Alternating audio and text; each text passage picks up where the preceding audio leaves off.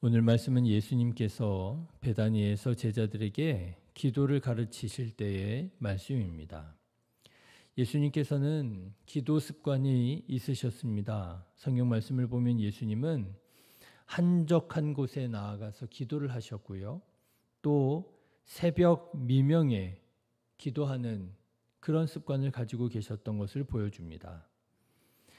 아마도 예수님께서 이 베다니에서도 기도하러 가셨던 모양입니다. 1절 말씀을 보니까 예수님께서 한 곳에서 기도하셨다 이렇게 나오잖아요.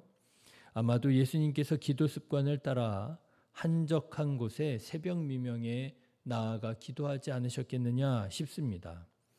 그런데 생각해 보면 이곳 유대지경 베다니에서 예수님께서 습관적으로 기도하셨던 한적한 곳이 있었지요. 바로 감람산입니다. 아마도 예수님께서는 이 감람산 겟세마네에 나아가 홀로 한적한 곳에서 기도하셨던 것으로 보입니다. 그런데 이렇게 기도하시는 예수님의 모습이 제자들에게는 무척이나 인상 깊었던 모양입니다. 여러분 누가복음의 말씀을 잠깐 다시 한번 떠올려 보시면 예수님께서 갈릴리 지역에서 사역하시다가 이제 유대 지경으로 내려와 이 사명을 감당하시는 그 모든 일련의 과정 속에 예수님의 기도가 있었음을 우리는 기억합니다. 변의 산에 올라가셔서 기도하실 때의 모습도 있었지요. 그런데 그때 제자들이 예수님을 온전한 모습으로 따르지 못하고 이상한 말을 하고 때로는 예수님을 제대로 따르지 못했을 때의 말씀을 보면 어김없이 제자들은 기도에 깨어있지 못했음을 누가복음은 우리에게 보여주고 있습니다. 예수님께서 습관적으로 기도하셨고요. 그렇게 기도하시는 예수님의 모습은 제자들에게 무척이나 인상 깊었던 모양입니다.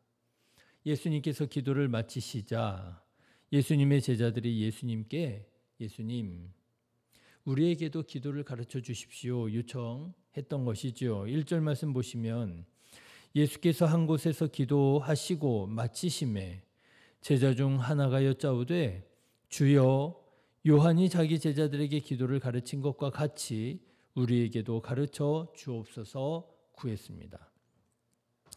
이게 무슨 말인가 하면 당시에는 유명한 선생님들은 자기 제자들에게 일종의 기도문을 가르쳐 주었다고 합니다. 너희가 내 제자냐? 그렇다면 너희는 나처럼 기도할 줄 알아야 된다라고 했다는 거예요. 그래서 세례 요한도 자기 제자들에게 너희가 내 제자라고 한다면 너희는 이렇게 기도해라 라고 세례 요한표 기도문을 가르쳐 주었던 것입니다.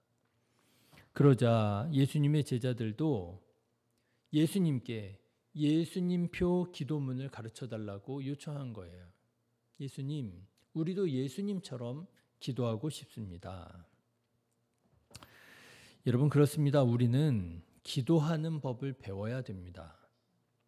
기도에는 그 사람의 신앙과 삶이 담겨져 있더라고요. 예수님의 기도에는 예수님의 신앙과 예수님의 삶이 담겨져 있습니다. 따라서 예수님을 주님이라고 믿고 예수님의 뒤를 따르는 우리 그리스도인들은 마땅히 예수님의 기도를 배워야 되는 것이지요. 그 예수님의 기도에 담겨져 있는 예수님의 신앙, 그 신앙을 나도 배워야 되겠고요.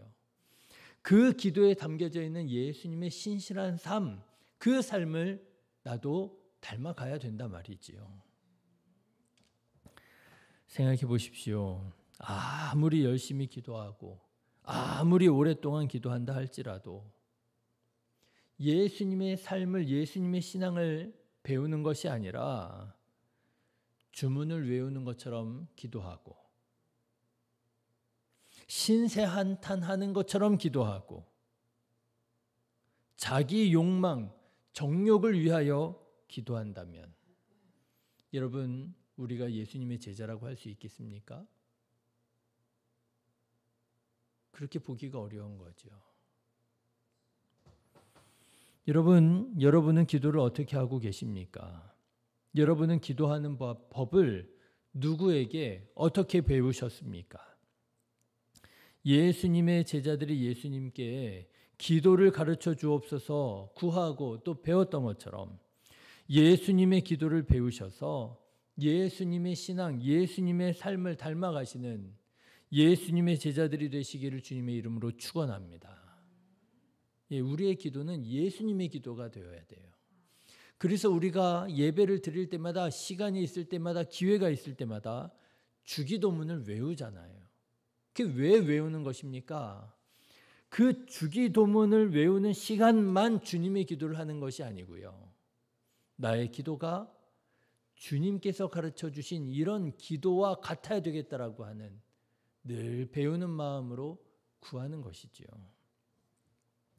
그래서 예수님께서 예수님의 제자들에게 기도를 가르쳐 주시지요. 그게 바로 주기도문입니다. 우리는 이 주기도문을 깊이 들여다봐야 됩니다. 우리나라의 유명한 목사님들 치고 주기도문 강해, 사도행전 강해하지 않은 분이 없으시더라고요. 깊이 들여다봐야 됩니다. 우리는 주기도문에 대해서 배울 것이 아니라 주기도문을 배워서 우리의 기도가 주기도문과 같은 기도가 되어야 된단 말이죠. 그래서 예수님께서 이 기도문을 가르쳐 주시고요. 제자들은 이 기도를 통해서 예수님의 신앙과 예수님의 삶을 배우게 되는 것입니다. 그런데 오늘날 많은 그리스도인들이 이 주기도문에서 기도를 빼고 주기도문을 암송하더라고 하는 거죠. 어떤 분은 그렇게 설명하시더라고요. 주기도문에서 기도를 빼면 뭐가 돼요? 주문이 되더라는 거예요. 주, 기도, 문이잖아요. 주기도문에서 기도를 빼니까, 진정한 기도를 빼니까요. 우리가 해야 할 예수님의 기도를 빼버리고 주기도문을 그냥 암송하고 외워버리니까 기도를 빼니까 주문이 되더라. 저는 참 그 설명이 맞다 싶었습니다. 여러분, 우리가 주기도문을요, 주님의 기도문으로 암송하고 외우고 배우고 우리도 예수님처럼 기도하기보다는 주문으로 기도하고 있는 경우가 얼마나 많아요. 주기도문 외울 때에만 주기도문이고요. 기도하자 할 때에는요, 주문이잖아요. 우리 신세한탄하고요. 주문을 외우고요. 정욕으로 구하고요. 우리는 주기도문을 깊이 들여다봐야 됩니다. 자, 그런데 저는 오늘 이 주기도문의 내용을 하나하나 들여다보기보다 예수님께서 주기도문을 가르치신 후에 제자들에게 주신 말씀, 이 말씀 가운데 우리가 절대로 놓치지 말아야 할 중요한 말씀을 가지고 예수님의 기도법을 나누고자 합니다. 바로 예수님의 기도의 초점이에요. 여러분, 오늘 말씀을 보십시오. 오늘 말씀 보시면 예수님께서 제자들에게 주기도문을 가르치신 후에 기도자의 간절함 그리고 열심, 기도자의 태도에 대해서 비유로 가르쳐 주십니다. 바로 5절부터 10절에 나오는 간청하는 기도지요. 8절 말씀을 보시면 내가 너희에게 말하노니 비록 벗됨으로 인하여서는 일어나서 주지 아니할지라도 그 간청함을 인하여 일어나 그 요구대로 주리라 말씀하십니다. 그러니까 주기도문에서는 무엇을 가르쳐 주셨느냐? 우리가 마땅히 구해야 할 기도의 내용을 가르쳐 주신 거예요. 이런 것들을 기도해야 된다. 그리고 예수님께서 5절부터 10절 바로 이어서는 무엇을 가르쳐 주시느냐? 기도자의 마음에 대해서 가르쳐 주시는 거예요. 어떻게 기도해야 된다고요? 간절한 마음으로 기도해야 된다라고 하는 거예요. 줘도 그만 안 줘도 그만 이런 마음으로 기도해서는 응답받을 수 없다라고 하는 거예요. 간절한 마음으로 기도할 때 그때 하나님의 기도의 응답을 우리는 경험할 수 있다라고 하는 것이지요. 그리고 나오는 말씀이 그 유명한 말씀입니다. 9절 10절 말씀 보시면 내가 또 너희에게 이르노니 구하라 그러면 너희에게 주실 것이요 찾으라 그러면 찾아낼 것이요 문을 두드리라. 그러면 너희에게 열릴 것이니 구하는 이마다 받을 것이요 찾는 이는 찾아낼 것이요 두드리는 이에게는 열릴 것이니라. 사랑하는 성도 여러분, 열심을 가지고 부르짖어 구하는 저와 여러분 되시기를 주님의 이름으로 축원합니다. 예수님께서 가르쳐 주신 주기도문의 내용처럼 기도하고요. 예수님께서 가르쳐 주신 이 비유처럼 간절한 마음으로 구해야 된다라고 하는 거예요. 자, 그런데 이렇게 간절히 하나님께 기도하면 하나님 아버지께서 기도하는 자에게 응답하시는데 어떻게 응답하시느냐? 그게 바로 13절입니다. 저는 이 13절을 기도의 초점이라고 말씀드리고 싶어요. 여러분 13절의 말씀 같이 읽어보실까요? 시작. 너희가 악할지라도 좋은 것을 자식에게 줄 알거든 하물며 너희 하늘아버지께서 구하는 자에게 성령을 주시지 않겠느냐 하시니라. 그렇습니다. 여러분, 하나님께서 예수님의 기도의 내용을 가지고 기도하고 예수님께서 가르쳐 주신 것처럼 정말 간절한 마음으로 기도하는 자에게 응답하시는데 어떻게 응답하신다고요? 우리가 구하는 것보다 더 좋은 것으로 응답하신다는 거예요. 그런데 하나님께서 우리에게 주시기 원하시는 가장 좋은 게 뭐냐? 뭐라고요? 성령이라고 하는 거예요. 구하는 자에게 성령을 주시지 않겠느냐. 예수님의 기도의 초점은 뭐냐? 성령의 충만함이었던 것입니다. 성령의 충만함이야말로 기도자가 간구해야 할 최고의 기도의 제목이라고 하는 거예요. 저는 이것이야말로 예수님께서 제자들에게 가르치시기 원하셨던 바로 그 기도라 이렇게 믿습니다. 여러분, 오늘 우리는 무엇을 위하여 구하고 있습니까? 오늘 우리는 무엇을 위하여 하나님께 기도하고 있습니까? 혹시 여러분 그 기도의 내용을 타고 올라가 보면 결국 거기에 욕망이 있지 않습니까? 거기에 나의 욕심이 있고 거기에 세상의 것이 있지 않습니까? 물론 그렇게 세상의 것을 위해서 기도할 수 있습니다. 그러나 그건 하나님을 잘 알지 못하는 사람 또는 믿음이 아직 연약한 사람의 기도일 수 있을 것입니다. 믿음이 연약한 사람은 하나님을 잘 알지 못하는 사람은 그렇게 기도할 수 있어요. 하나님 날 부자 만들어 주세요.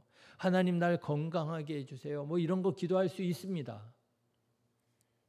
그렇지만 신앙의 연수가 깊어지는데도 불구하고 직분이 그래도 집사님, 권사님, 장로님, 목사가 되었다 하는데도 불구하고 그 기도가 여전히 세상의 것을 구하는 기도라고 한다면 여러분 그것은 문제가 있어요.